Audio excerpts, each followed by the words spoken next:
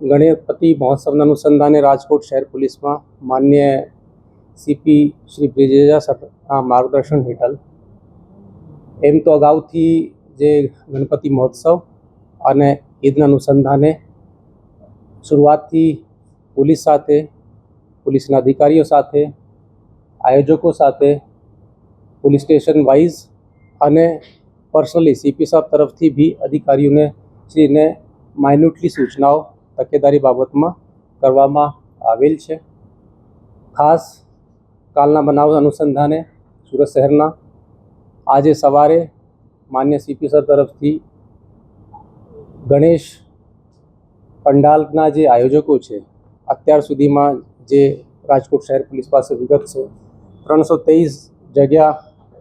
પંડાલ લાગેલા છે. એ અલગ અલગ વિસ્તારના લોકો આજે અહીંયા આવ્યા હતા, જેના અંદર શહેરના દરેક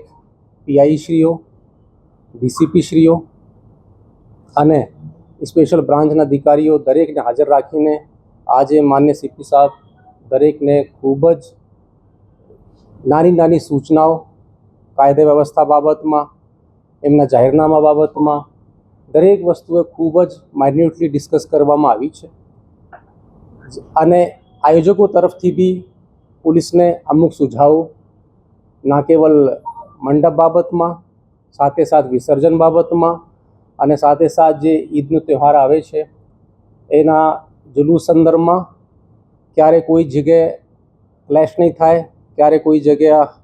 કોઈ મનમુટાવ નહીં થાય, એ દરેક વસ્તુની ચર્ચા આજે માન્ય સીપી સાહેબ તરફથી કરવામાં આવી છે. અને એના સાથે સાથ જ્યારે એ આયોજકો સાથે મિટિંગ પૂર્ણ થઈ એના પછી અલગથી માન્ય સીપી સાહેબ તરફથી દરેક પોલીસ સ્ટેશનના પીઆઈશ્રીઓને ખૂબ જ બારીકીથી નાની વસ્તુઓમાં, ખાસ કરીને પોલીસની જે પેટ્રોલિંગ રાત સુધી, પોલીસ પ્રશાસનની હાજરી પોલીસ સ્ટેશન વિસ્તારમાં, ફિલ્ડ વિસ્તારમાં સતત રહેવી જોઈએ અને ડીસીપીશ્રીના અધિકારીઓ એમના વિસ્તારમાં રહીને, એસીપીશ્રી અધિકારીઓ એમના વિસ્તારમાં રહીને દરેક મંડપ જ્યાં જ્યાં સુધી લાગ્યા છે ત્યાં સુધી પહોંચે, પેટ્રોલિંગ સતત રાખે, ત્યાંના વડીલો સાથે, દરેક સમાજના લોકો સાથે મળીને સતત સંપર્કમાં રહીને કોઈ કમ્યુનિકેશન ગેપ નહીં થાય, કોઈ સૂચના એવી નહીં કે જે નીચે સુધી નહીં પહોંચે, એની ખાસ કાળજી રાખીને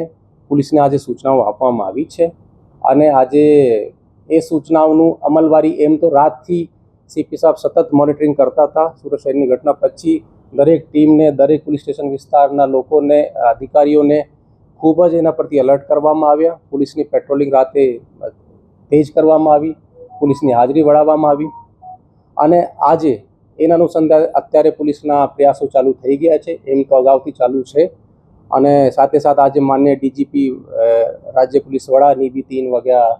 આજે વીસી છે પોલીસ ખાતાના દરેક અધિકારીઓ સાથે. એમાં જે સૂચનાઓ મળશે એનું બી ચોક્કસ અમલ અમે લોકો આ જે બી તહેવાર છે એના અનુસંધાને કરીશું. સંવેદનશીલ વિસ્તારમાં બેસિકલી જે એમ તો અમે લોકો ખાસ કરીને જે ભીડભાડવાળા વિસ્તાર છે એમાં ખાસ કરીને આજે ડ્રાઈવ 135 એક્ટની, 185 એક્ટની એ ડ્રાઈવો